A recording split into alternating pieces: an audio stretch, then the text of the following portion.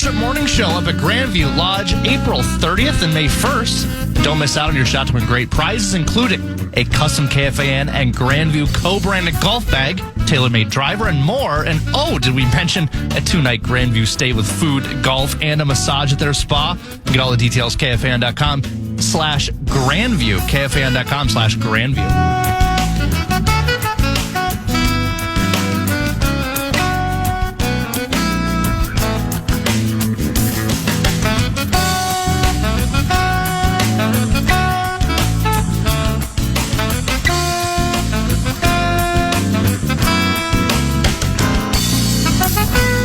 Personal foul. Clipping.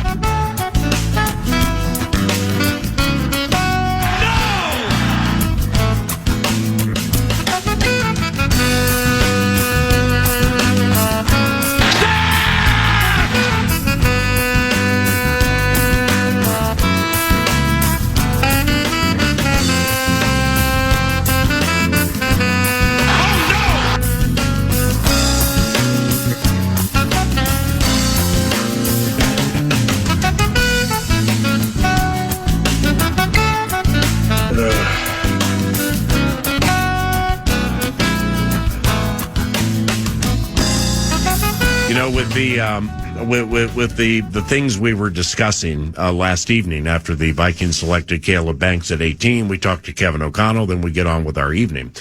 This is, I didn't look up the passes defensed numbers for Caleb Banks at Florida, but it just kind of hit me on my drive home last night that if you're a 6'6" defensive lineman, and I immediately started thinking Kevin Williams, who was really, really good at this, as Pete Bercich, analyst for the Vikings Radio Network, joins us now, former player and coach. The tip balls, the tip passes at the line of scrimmage and stuff like that. I mean, that's something a 6'6" defensive lineman is supposed to be good at. And good morning. Yeah, good morning. Absolutely. And he only had one log in his time at Florida. That's what you expect jump. That. Yeah, expect that out of a big guy like that. And the question's going to be is, where are you going to line him up? What are you going to do with him? Yeah. I think his athleticism and size is so unique that Flores can use him in a lot of different ways. There's no one's questioning the fit. No one's questioning the athleticism and the size. All that is completely a fit. In fact, he's so big and such a great athlete. You had guys in the pre-draft process talking about he's actually exceeding what the human body is capable. Like they're saying the foot things. It's like, wow, no one's seen a human being this big move this athletically and this fast, and wow, the amount of stress that he's putting on the joints and the bones and all.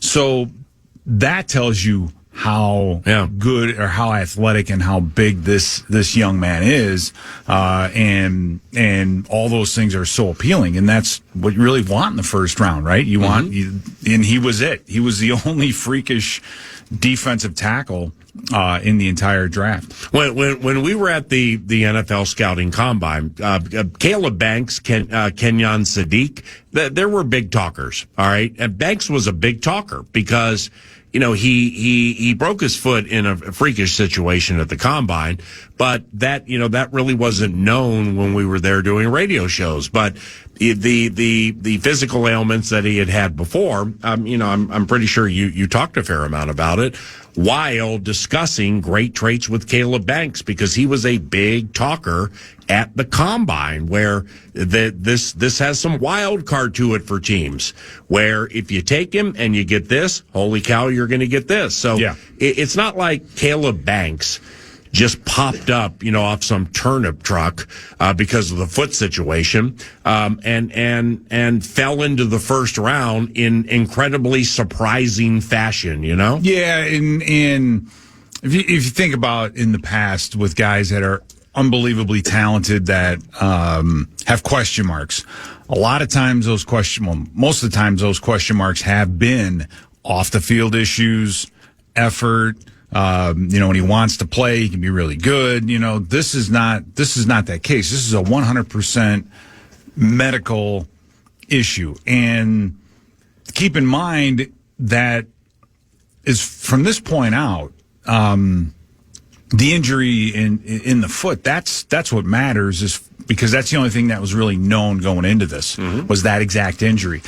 If something else creeps up down the road or whatever, I mean, then it is what it is. It's football. That's going to happen. But the due diligence was done. You know that many doctors looked at it. And I think the only big surprise is a lot of the minds that are out there, the Kuipers of the world, and those guys had him slated in the 50-something, 60, early 60s because of the injury alone. And that was it. That was the only negative that they really had on this guy. And it just because he went so much earlier, they all of a sudden are taken aback by it. And it's like, well, if they say he's going to be healthy in June. So it just seems kind of odd that a guy who, when they came out and said he'll be healthy in June, should be ready to do on the field activities by this summer, is out there and doing it, and that people would pass on him. I guess, I don't know. Pete at Pete Bercich via X. We have the YouTube machine for the spam cast and much more. I would imagine some Caleb Banks film related breakdown, or maybe conversation with the great Robert Smith will take place via Eye in the Sky and Pete Bercich's YouTube channel. You can link right up to that via Pete's Twitter page at Pete Bercich at Pete Bercich. I don't have confirmation on this because there aren't many people here at the facility yet, with rounds 2 and 3 later this evening, then a long day for the drafters on Saturday. This just feels, it feels, the overused cliche is pound your fist for somebody. This just feels to me like Brian Flores, the defensive coordinator. Yeah, I hate speaking for people, but I bet you he 10 of 10 loves this guy. 100%, and I guess his job, or in that regard, is to make the scouts and the front office to walk in that draft room and make them aware of what this young man can do for this defense. Right? He's seen it on film. He can walk in and say, "This is how I want to use him. This is what he's capable of. This is how much of a game changer this young man can be." So what he's capable of, where he fits in the system, what Flores wants to do with him, their vision for this young man, and then talk about the character and check all those boxes, and then make everyone aware of where you see this young man, where the only question mark is the injury. And then you turn to the doctors and the training staff and you say, what's going on here? Wow. Tell us exactly what you see. What are we looking at? What can we do to help this? And because there were a lot of questions about the Arizona State wide receiver with the injuries in the collarbone, Tyson, the ligaments in the knee, and then it was the hamstring. And people were saying, well, the Giants don't want to draft him because he's going to be on that terrible turf out in New York, and is that going to be so? Boy, the depth is unbelievable. It is. Well, how about this? Lindsey Young at Lindsey MN Sports, who we all know incredibly well. I didn't know this. And you can read about it at Vikings.com. Vikings.com. Lindsey tweeted 13 hours ago. The Vikings added length and a whole lot of power to their defensive line room. Okay, we know that. Caleb Banks had the longest wingspan at the NFL Combine since 1999. Yeah. It's all we hear so much about offensive and defensive linemen with short arms, where every time I hear it, it makes somebody sound like there's some troll under a bridge trying to block Billy Goat Gruff. Some double animal minotaur. Yeah. You never hear about Jurassic Park out there. You never hear about the arms that go from Maui to Maine. And Lindsey at Lindsey MN Sports, Caleb Banks had the longest wingspan at the NFL Combine since 1999. Yeah, and this kid, when he got to high school, started as a wide receiver, and then he went to tight end. Wow! No, he played quarterback too. Caleb Banks. Yeah, in high school. Yeah, and then not Brad Banks. Then they switched him over to defensive line. Yeah, you watch film on him. I know you loved his 2024. Yeah, I haven't haven't done a huge super deep dive, but watched a little, enough of it. The Florida Gators moved him to end. They moved him over the center. They moved him everywhere up and down the line, and he didn't look out of place anywhere. Right? We heard a lot about Peter Woods and what Clemson was doing with him. They were making him stand up, and they were trying to explain away all the reasons why he had a subpar 25 as compared to 24. Well, Caleb Banks was same thing. They moved him all over the place for a guy that big. They didn't stand him up much, but he was everywhere, and he looked comfortable and looked good doing it. And he gets his technique down, learns to keep his pads a little bit lower. The potential is mind-boggling with this kid. I mean, the NFL, I don't know if we've seen anything like him physically in quite a long time. So, again, not for that one question mark, this conversation would be completely different, and Rob Brzezinski was exactly right. If not for the foot, there's no chance, zero chance the Minnesota Vikings would have been able to draft him. I mean, he'd be sitting in Arizona right now. Rob Brzezinski, the acting general manager for your Minnesota Vikings, will be joining the radio program somewhere in the 11 o'clock hour, and we really look forward to that. Pete Bercich is here with us now, likewise for Nordo. He's producing on site. We are at Twin Cities Orthopedics Performance Center, home to the Minnesota Vikings, and we'll have more conversation with the analyst around the corner. But first, here comes Double B. The cash thing, the fan at BigDeck.com. I'm going to give you a shot to win bonus bucks with a national cash contest. Head to KFAN.com. Keyword is win this hour. The keyword win, KFAN.com. Keyword win. Playoff time calls for Carboni's Pizza. Game day fuel since 1954. You can fuel your Game 4 playoff party tomorrow night by ordering at Carboni'sPizza.com.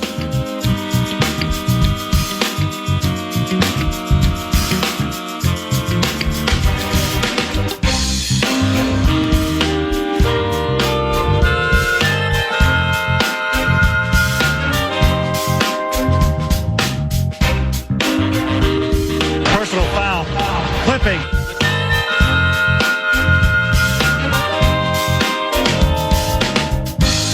You're breaking up, Bob. Oh, well.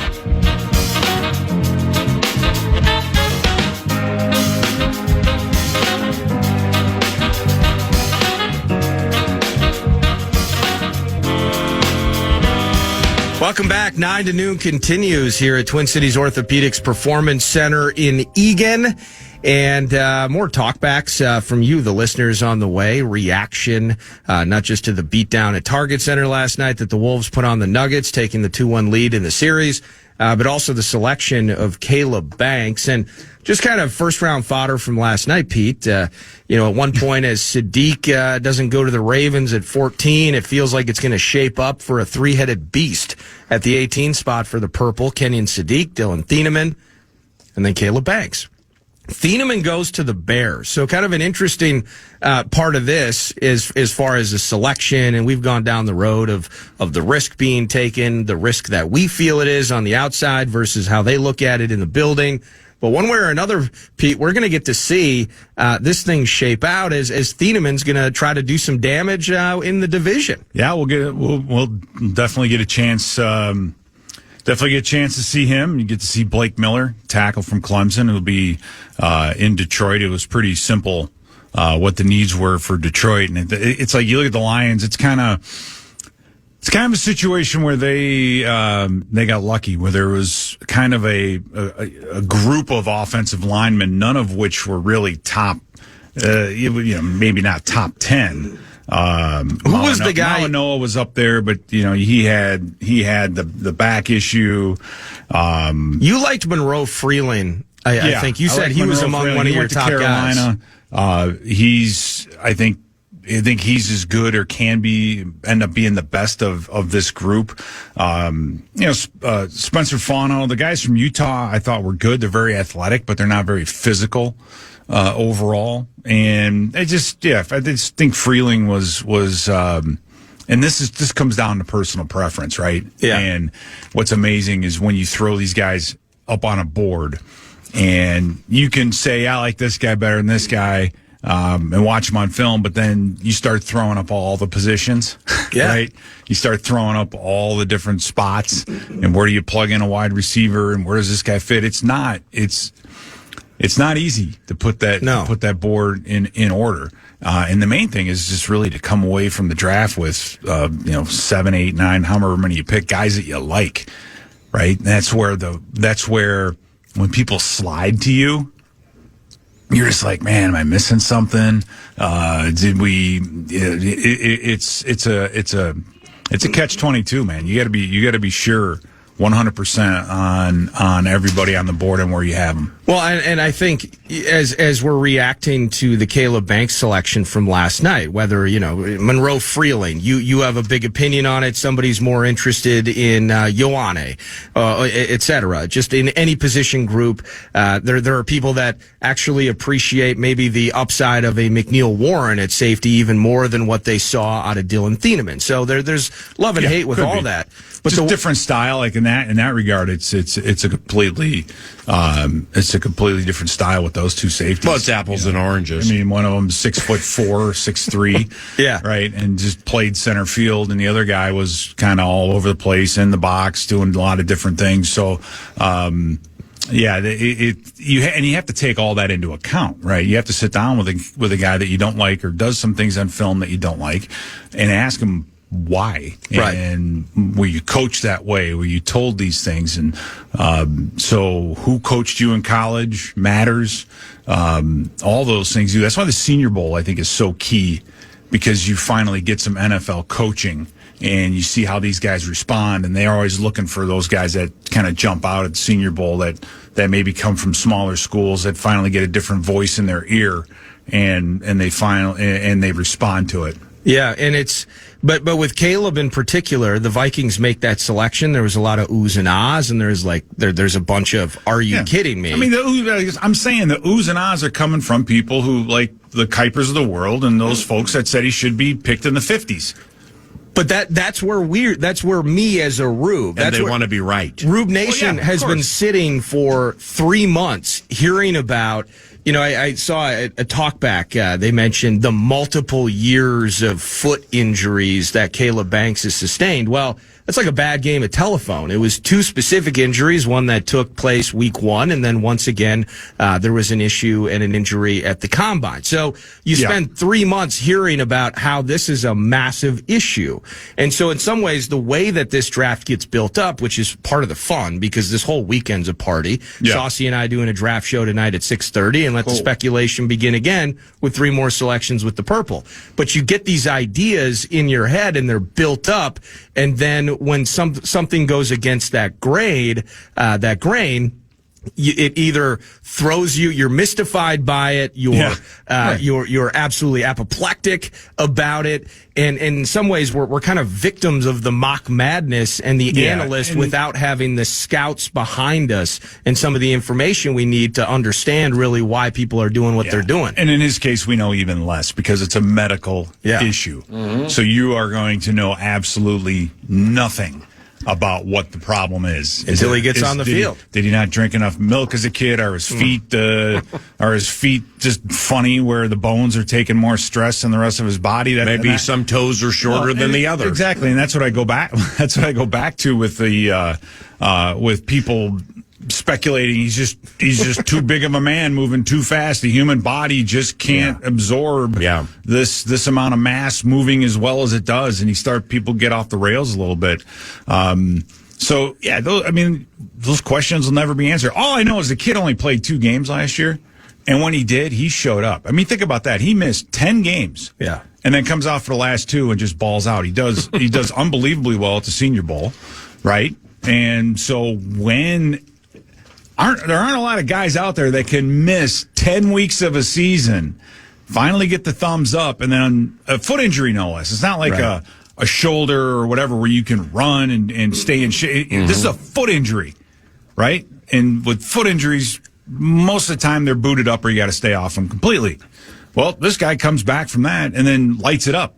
Off the street, basically kind of off the street. 10 weeks off the street, comes in, lights it up for 2 weeks, goes to Senior Bowl, lights it up. So the injury is really the only question, right? That and again, we know nothing about it, and that's a question for those listening or us or those on the outside, because they're not moving at 18 unless they have a doctor here who is a national or world renowned foot specialist who signs off. You know what I mean? Yeah, absolutely, 100%. Which I believe they do. And so you go from there. Yeah, and there's no question that the upside is there. I mean, you like what Alec Lewis talked about this morning with Kwesi, with Jackson, with the draft pick last year, about just putting the ball, hitting it nice and putting the ball in the middle of the fairway, right? Yeah, safe pick. And everybody hates it. Oh my God, we never do it. And now you do it, and everybody's typical Vikings. It's like, however you want to look at history, right, and say we made mistakes in the draft. It's like, well, Adrian Peterson was injury prone. Yeah. Remember? Oh, the shoulder, and he fell to us. Yeah. Randy Moss, he's character issue. He fell. He fell to us. Justin Jefferson. I mean, that was more of not a character thing, but a physical thing. Yeah, deep wide receiver. Just whatever. And I just feel what the fans are feeling. I mean, from the injury issues that we had to get past on paper in the free agency period last year, to the myriad O-line. I lost count at some point, somewhere in the mid-20s, maybe, the O-line combinations over the course. Yeah. Oh, and by the way, I just feel fans feel that as they're trying to sum up Caleb Banks. Of course they do. Of course they do. You don't think every time you turn on the TV, I don't think about the 4 NFC Championship losses I've been through? Oh, jeez. Right? It's like it's part of being a Viking This fan. is a safe place, right? No, I'm just saying. It's like that's just yes. That and you can. I mean, I'm sure we could just go commiserate with the folks in Buffalo and say, here we go again. We've done this and we've been there and we've got an offense up and down the field, but our defense can't. You've got to find a way to get over the hump. And I'll say this kid, Caleb Banks, there's ifs to anybody you draft, but at least the unknowns here are a little bit more known. It's a physical thing, right? You know exactly what that is. It's not like it's an unpredictable bit where you don't know what this kid's going to do on a Saturday night when he gets here. If it's a character issue, then you keep this guy healthy, and he's going to make an impact immediately. And at the same time, you've got a guy in Flores that knows how to use him. Right, Flores knows how to use these uniquely talented players, and I'm not saying they have to all be first rounders and freaks, but I guarantee you, I think Jonathan Grenard would be good and doing well no matter where he was, but Alex Van Ginkel would not be Andrew anywhere. I'm sorry, Andrew. I keep calling him Al. I'm thinking of Andrew Anzalone. Yeah, I made that mistake before. Where is he now? He moved. Tampa Bay. And we play them this year, right? We played them this year. Can we just not play him one year? Why? I don't like him. I don't know why. I just don't. Because he looks like Van Ginkel. But he's beatable. I just don't. Whatever.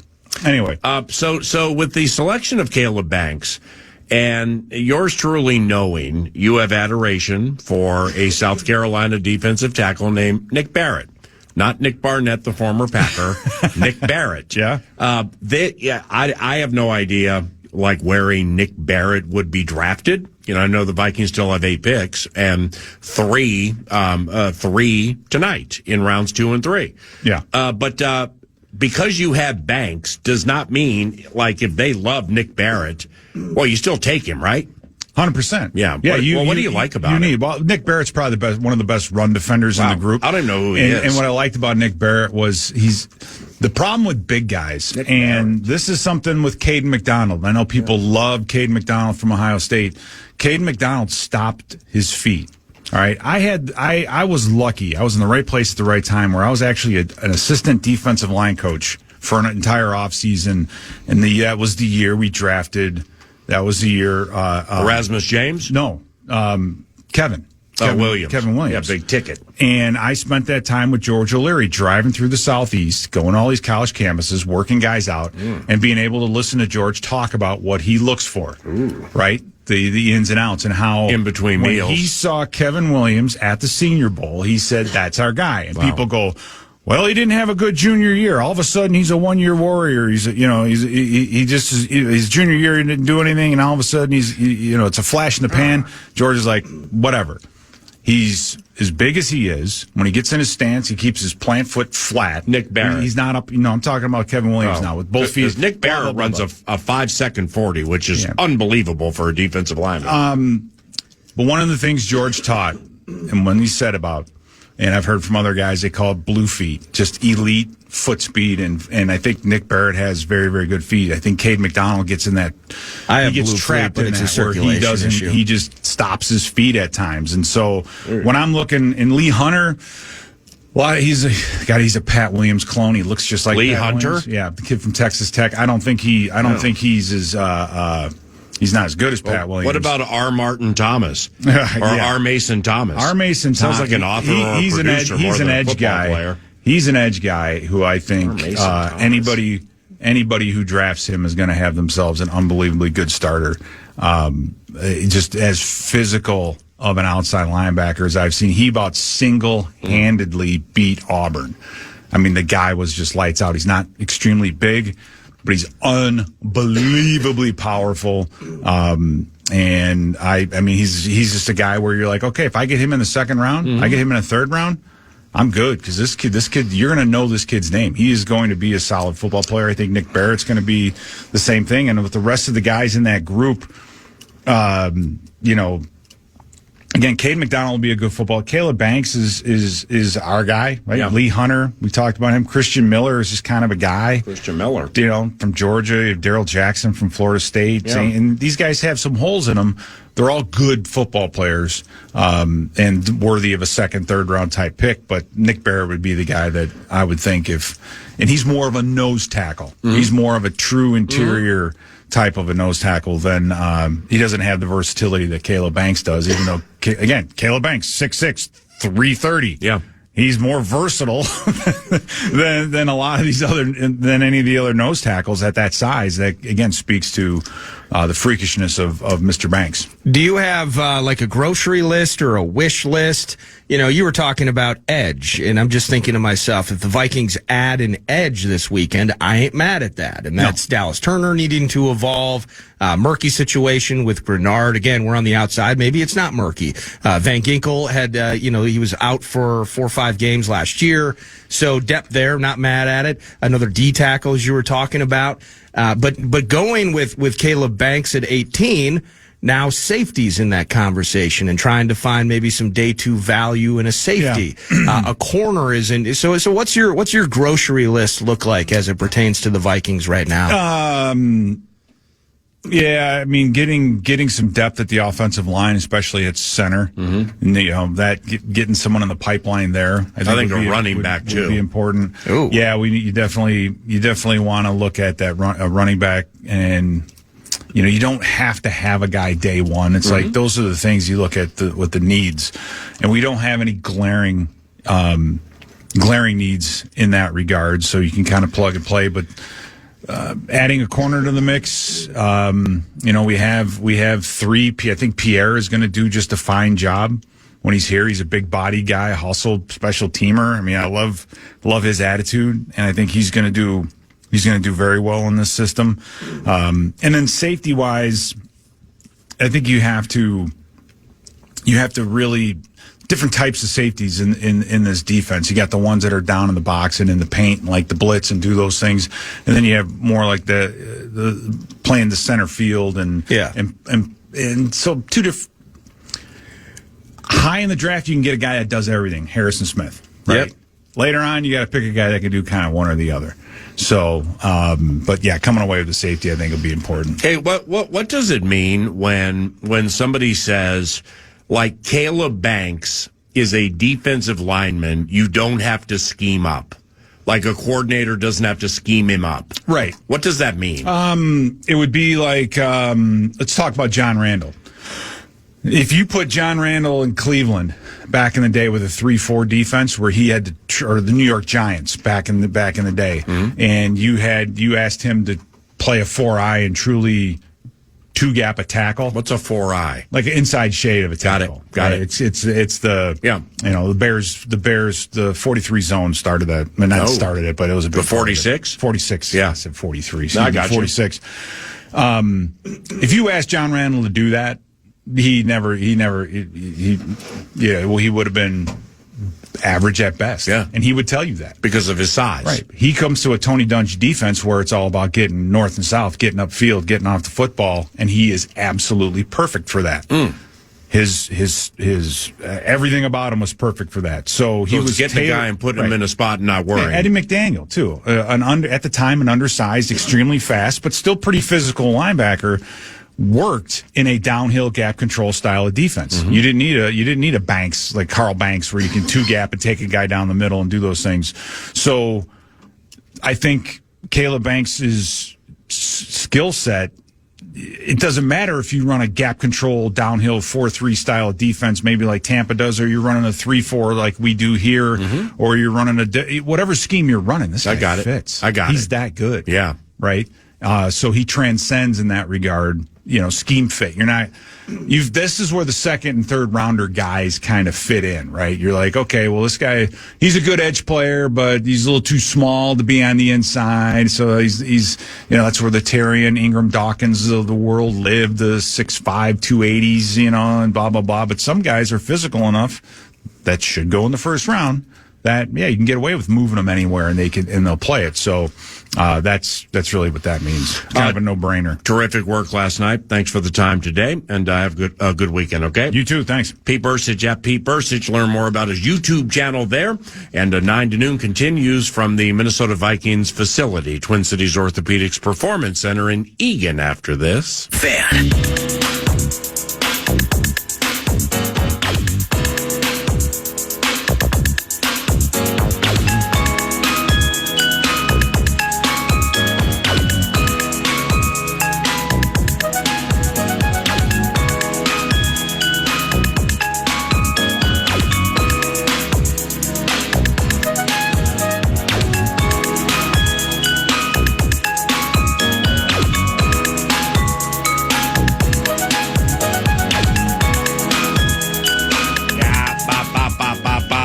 Welcome back, 9 to noon, and it is News to Nord brought to you by The Casino at Canterbury Park, CanterburyPark.com.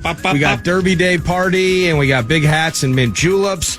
Probably should get some Derby-related intel as that quickly approaches. CanterburyPark.com for Derby party-related info. And then late May, you're going about a month from now, you're going to have opening weekend at Canterbury Park for the 2026 live racing season. And while you're racing, and while you're waiting for that, you're just going to feel the felt, and you're going to put chips down, and it's poker, blackjack, and table games, and you're having a blast all the time. Oh, jeez. It was double duty last night. We have the NFL draft. We're at U.S. Bank Stadium, and it was, amazing. They just kind of the production and the party that takes place at the big stadium. Time. Ooh. We have, ladies and gentlemen, in the 8th race today, which would be the penultimate segment, 9 to noon, Kevin O'Connell will join 9 to noon in the stead of acting GM Rob Brzezinski. Kevin O'Connell joining 9 to noon at 11:30. It's a Friday, and we have a Tuesday we have a coffee with the coach. What do we call it? What's the Vikings coffee with it's the Wednesday night show. X's and O's with head coach Kevin O'Connell. X's and O's with KO at 11:30, and that's going to be sweet. Can I be honest with you? I wasn't listening, and even as I'm talking now, I am texting Alec Lewis to tell him that he's going to join us on the hotline at around 11:05. Okay. So we're going to have Alec Lewis of The Athletic. I'm texting PR to figure out exactly the time constraints we have. So thus is the life of 9 to noon, day after round one of the draft, and here we are. Indeed. Double duty last night. So we got a party at U.S. Bank Stadium, and the raindrops are falling outside. And across town, downtown Minneapolis, there was a basketball game taking place at Target Center. High-level game. And Aaron Gordon, the very late scratch, there were grumblings when he was downgraded to questionable. I think it was a calf. And then mid-afternoon, one of the national insiders says sources are telling me he's not going to play. Then it became official. No Aaron Gordon last night.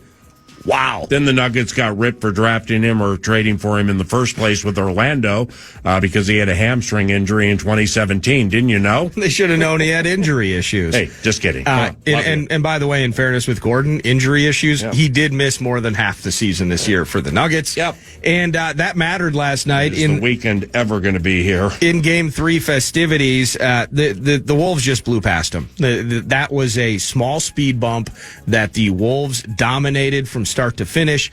And I liked what you were bringing up about Jaden McDaniels, and you were talking about a big spot that he put himself in, that he put the team in. He won the series for us. When he after Game 2, just rips everybody. I thought he was going to start including the equipment staff and everybody associated with their G League affiliate. Throw in Dikembe Mutombo. Rips the entire team. They're bad defenders. You just go with the bad defenders. And he did put himself in the crosshairs for Game 3 because... Closed circuit to the Vikings Entertainment Network, and I wouldn't clomp if I didn't think it was important. Yeah. 35 minutes from now, just don't kill the messenger. The head coach of the Minnesota Vikings will want headphones. Oh, he's going to want headphones. The head coach of the Minnesota Vikings will want headphones at 11:30. Now, just let it be known. Based on an in-break, peeking behind the curtains, yeah, my headphones were able to reach across the table. Yeah, it's not going to work. I don't think the head coach is going to like that. No, he's going to hate it because he likes to chill back a little bit. Yeah, he's got to lean back. No, he's got to lean back. Head coach of an NFL team just wants his own freaking headphones. Oh, by the way, he was coach of the year a couple of seasons ago. Okay, so who was the most recent coach of the year? Who cares? Do you think that guy has to stretch his headphones 5 feet? I think he gets headphones. I'm going to crack that door open and go, Paige, head coach at 11:30. He's going to want headphones. Now, in fairness, the head coach doesn't walk around the facility with like a 2024 Coach of the Year pin on his lapel. I mean, he doesn't introduce himself. Why are you so down on him? Hi, my name is Kevin O'Connell, 2024 Coach of the Year. He doesn't lead with that. Why are you so down on O'Connell right now? I love KO. Okay, good. The head coach, the 2024 head coach of the year is going to want headphones. I'm just telling you right now, Paige. We got the special Paige Yeager camera over there that's coming up on a 1-year anniversary. How about the PJ Paige Yeager headphones? We could use and the Caleb Banks shoe. You put that whole thing together, you'll retire tomorrow. Oh, all we do is put stress and anxiety on people just trying to do their jobs. I haven't felt my ribs in 30 years, and I have a cramp right by my ribs right now, and it's terrible. When's the weekend? Well, please with the weekend. So Jaden McDaniels showed up and was the man of the match, you could say, last evening. Now, part of it was game flow. You're blowing this team out. Again, no Aaron Gordon. They went through a stretch in the second quarter. I think they made 10 or 12 consecutive shots. And so you get 41 minutes out of him. Meanwhile, Anthony Edwards just kind of gets to chill. Only played 24. Let's get that knee figured out before Saturday's Game 4. But to that end, Jaden McDaniels for himself. Not just for the team. Team's going to get ramped up. We support McDaniels. That's our guy. We're going to go. We're going to do our thing. Brzezinski's not coming now because of a tweet you had 4 days ago he didn't like. Oh, is that true? Yeah, that's true. Sorry, Rob. Just kidding. I apologize. Bombs away, Did Briz. I get you? It was bombs on Briz from my ex account, apparently. How often? Every day. All day, every day, everywhere with the teasing. Anyway, continue. All day, every day, everywhere. It never ends. I'm all of a sudden hyper wins the weekend. You have to respond to it. Otherwise, the host will not stop, and it only gets worse until you acknowledge it. And once you acknowledge it, you can move forward with the day. I wonder if things have tightened up so much here that I wonder if I can watch rounds 2 and 3 here, man. That'd be a lot of fun. Oh, what? Like just chill out in the hall? I want to make a pick. How long? How long until you're knocking on the door with just a quick question? Knocking on the door, trying to peek at the draft board. Oh, wow! And then we're seeing it on NFL Network or ESPN. There's just this commotion, and somebody via the camera has to keep going over to the door to address somebody. Yeah, Dave Corus, the head of security, would have me in cuffs 3 minutes after I was here, and I'd be dealing with a group called Rubicon. Oh, he'd bring in Kim. He'd bring in Clowder with the choke wire. Yeah, he doesn't need Kim. He'd bring in Rubicon, and I'd be done. But, I mean, I know where the room is. I've been in the room. What if the door's open? What if I have to walk up there and like get something, a pen or something, and the door's open and I accidentally see it? Oh, that'd be the bomb. Yeah, I like Avion Terrell too. I think that's a terrific second round pick. Yeah. I still can't believe Sean McVay, head coach of the LA Rams, had never spoken to Ty Simpson. Yeah. And the general manager took him at 13 because he undoubtedly tried to trade back. A trade back. He tried to get back there and do that whole thing. But he took Simpson at 13, and like McVay was quick to point out to the media, well, Matthew, you don't have to appease Matthew Stafford's feelings. I mean, he understands the nature of the game, and he's a Super Bowl champion. But it's the whole thing that I shared yesterday, that Les Snead, general manager of the LA Rams, is very good friends with Ty Simpson's dad. Now, all of a sudden, Ty Simpson's in the covenant. They're probably going to wait for him like Rodgers when the Packers had Favre, where, you have a luxury. You can wait for him because Stafford's still the bomb. But then, now I've corroborated it in several spots on the internet, and the head coach of the LA Rams has never spoken to quarterback Ty Simpson until last night. So weird. Well, it's an interesting. So it's not Michael Penix Jr. selected, and Kirk Cousins is probably wearing the cool chains that the Falcons gave him when he signed that contract. I don't know who's doing social media at KFAN. I mean, it took them all of 42 seconds after I said Kevin O'Connell's on at 11:30 to put this big old tweet. That's a Blake Moore production right there, because well he done, is Double B. elite. You're playing fast. And even if it wasn't him, I'm going to give him credit for it. But Thank you. It wasn't Penix style, but it was. I don't know. I think it's odd if the Rams maybe they just don't care and they're giving up. Well, you can make the comment that they were just the cliche, just a play or two from the Super Bowl. They're in the NFC title game with Stafford. They would be considered of the win now variety. Could say. Mm-hmm. You could first make the argument. Well, technically they had a first round pick, but they used that on Trent McDuffie, so they added to their defense this high end corner. Yep. They also, via free agency. What the hell was that? I don't know, a hiccup? man. Was it a cross between a hiccup, a burp, and a fart? It was a hiccup. We got chest cold related phlegm issues, lung cookie, terrorism, the whole thing. Well, don't tell the head coach that. I'm going to share. I've been sharing your coffee with you during your break. So best of luck to the weekend. I don't care about me. I care about Caleb Banks' foot, and I don't want your head cold to hurt his foot. No, and I'm going to stay 6 feet. We're going to be socially distancing from the coach. Understood. But you can make the argument that, okay, you add McDuffie via trade, you get Jalen Watson, so you're feeling good. So technically we added via the first round. If you're in win now, man, how many people did you pass, not just for the now, but for the future, to take Ty Simpson, a guy that the head coach hasn't even freaking met? And by the way, in a quarterback draft, and I guess this is going to fly in the face of my comments earlier, kind of the idea of how you analyze certain prospects. The quarterback class a year from now, and maybe, we're not going to be in a position to take any of those guys. That's what Les Snead is thinking.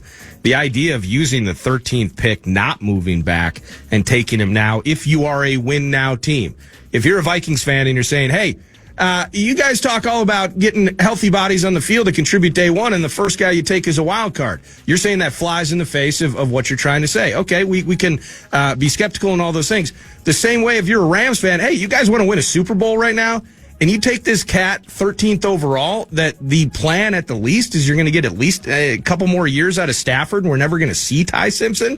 What an L that is. So Rams fans is transient and or I guess I don't know how fervent the fan base is in the greater Los Angeles area for said Rams, but I would imagine some of them are frustrated. So kind of a few crazy moments after we picked last night, 4 or 5 different trades. You got Mekhi Lemon on the phone with the Steelers. Yeah, Mekhi Lemon's he has a big opinion of himself, doesn't he? And I think holy cow. In this business, when especially now, as what is he, 21, maybe 22 years old, and he's had cameras cameras in his face since he was 15. Yeah. I don't know how you survive it in some regards without having a big opinion. But Philly swoops in and trades for him.